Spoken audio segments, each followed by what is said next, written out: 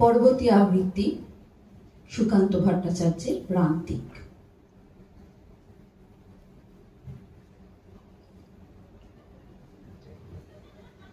বেলা শেষে শান্ত ছায়া, সন্ধ্যার আভাসে বিষণ্ণ মলিন হয়ে আসে। তারই মাঝে বিভ্রান্ত পথিক তৃপ্তিহীন খুঁজে ফেরে পশ্চিমের দিক।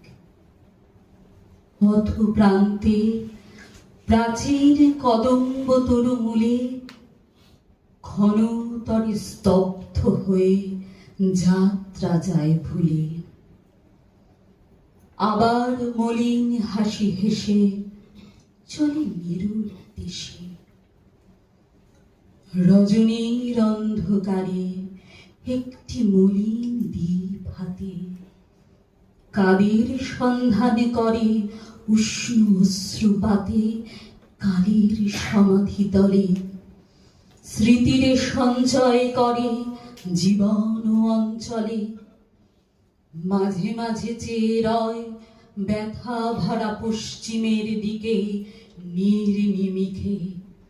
যেথায় পায়ের চিহ্ন পড়ে আছে অমর অক্ষরে, সেথায় কাদের আর্তনাদ বারংবার বৈশাখীর ঝড়ে।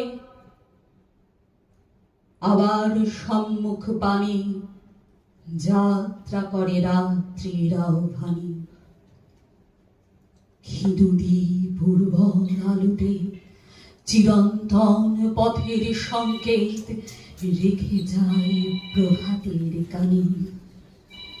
অকস্মাৎ আত্মবিস্মৃতির অন্তঃপুরে ভেসে ওঠে মানুষ মুকুরে। উত্তরে কালের আর্তনাদ, কবিগুরু আমাদের যাত্রা শুরু। কালের অরণ্য পথে পথে পরিত্যক্ত তব রাজ রথে। আজই হতে শতবর্ষ আগে হস্তগোধূলির সন্ধ্যার আগে যে দিগন্ত হয়েছে রক্তিম, সেথা আজ কারো চিত্ত বিনা তন্ত্রিতে তন্ত্রিতে বাজে কিনা। সে কথা সুধা শুধু দিয়ে যাও ক্ষণিকের দক্ষিণ বাতাসে তোমার সুবাস। বাণীহীন অন্তরের অন্তিম আভাস।